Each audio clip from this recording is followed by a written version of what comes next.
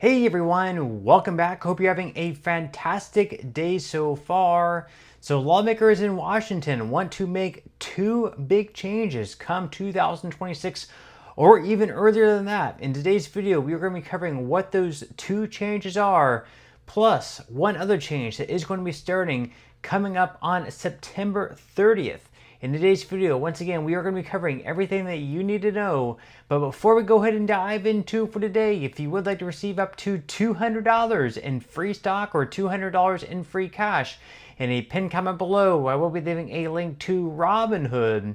All you have to do is once you click on that link, is just sign up for a free account and then simply link your bank account. You do not even have to make an opening deposit. At that point in time, Robinhood will be sending you one free stock worth all the way up to $200.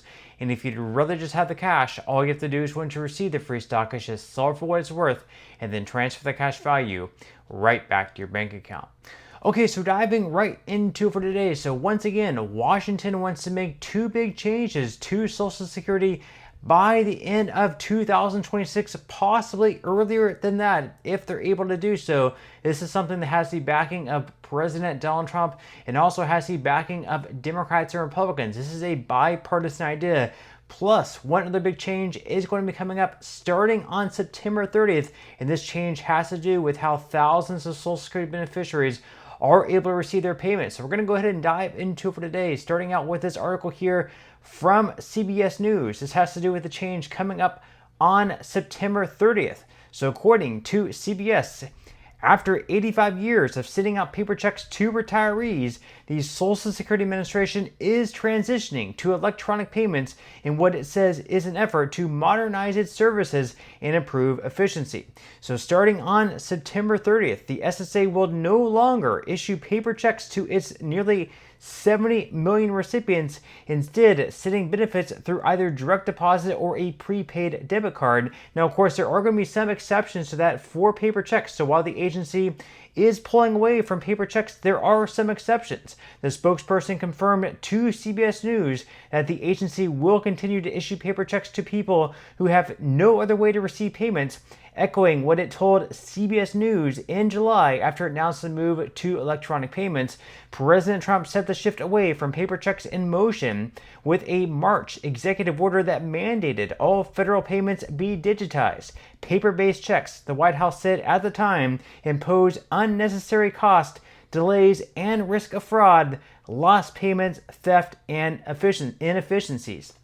Now, of course, we have some people coming out and who are largely opposed to making this change at least so fast, just because some people are not able to acquire a bank account, or they're just firmly against that. Maybe they don't trust these financial institutions with their money, or maybe they don't trust them with their information, such as their social security number and other vital information like that. So one of those people against this is actually Senator Elizabeth Warren. So Senator Elizabeth Warren, a Democrat from Massachusetts, as well as advocates for seniors who have noted that the roughly 600,000 people who rely on the SSA's original payment system often need paper checks because they're unable to receive electronic deposits. So she is against this.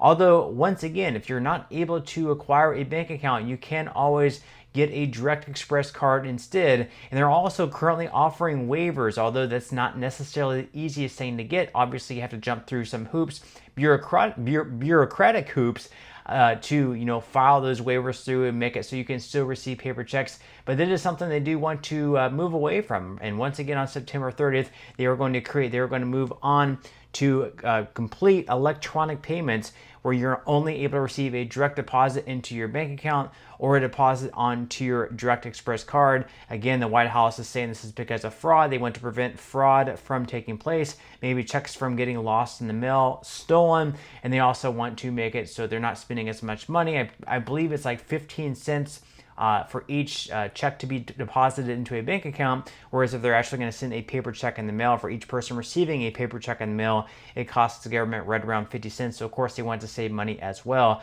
Now, in addition to that change that is going to be coming up in just a few days on the 30th, there's also two other changes that Washington wants to make by perhaps the end of this year or by the end of next year. We are going to be covering what those changes are. So according to the Motley Fool, the first one has to do with taxation.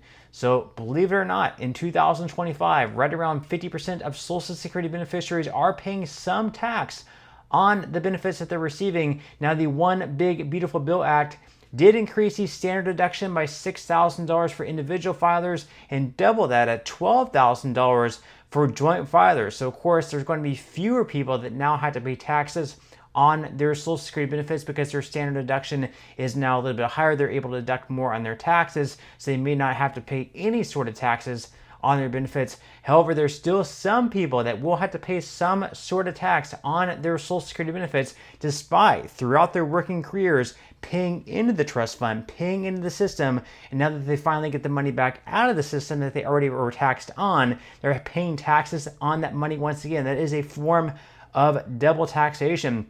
Now, the good thing with this is we have Republicans in favor of, repealing taxation, getting rid of taxes on Social Security benefits at the federal level. And we also have Democrats in favor of that. Now, the way they would go about that would be a little bit different. So the way the Democrats want to do it, they have a bill right now in Congress called the Protecting and Preserving Social Security Act. So according to the Motley Fool, Senator Ruben Gallego earlier this month introduced the Protecting and Preserving Social Security Act. Meanwhile, Representative Angie Craig introduced a companion bill in the House of Representatives. The legislation would make two major changes to the Social Security program as detailed below. So the first change would be to repeal income taxation of Social Security benefits effective in 2026. So Social Security payments were first subject to federal income tax in 1984. The law has been modified over the years, but it currently stipulates that beneficiaries with combined incomes above certain thresholds will owe tax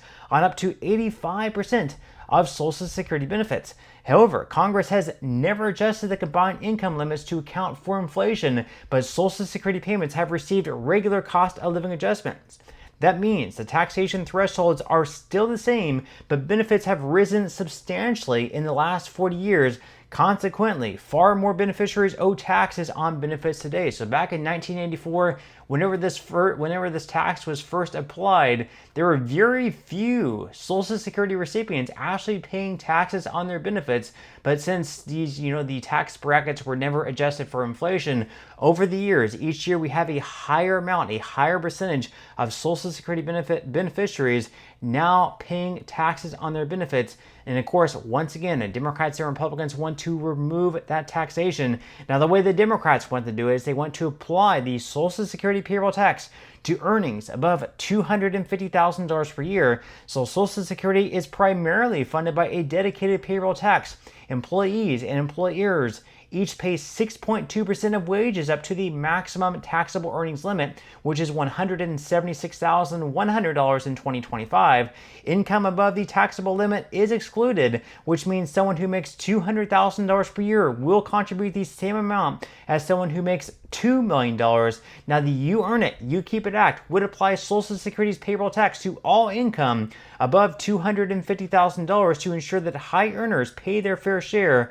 The additional revenue generated by that change would extend the projected depletion date for the Social Security OASDI Trust Fund to 2058, meaning scheduled benefits would be payable without cuts for an additional 24 years as compared to the current law. So not only would this bill make it so you would no longer have to pay any sort of taxes on your Social Security benefits if you currently are, it would also extend the solvency date from 2032, what it is now, 2032 or 2033, out to 2058. So it would extend the solvency date out even further as well. So it does a couple of things. That would be absolutely huge. Of course, Republicans in large part are very much anti-tax. So the Republican idea is just to remove the taxation at the federal level on Social Security benefits and not offset that whatsoever. So if they did do that, then we'd also see the insolvency date move up maybe a few more months as well from 2032, what it currently is,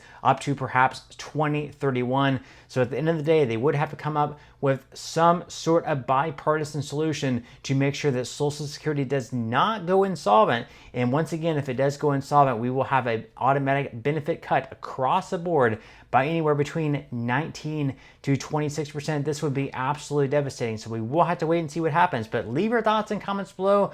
What do you think about this possible change, removing taxes on Social Security benefits? Are you for it? Are you against it? Leave your thoughts and comments below. But that's all we have for today's video, and I will see you in the next one.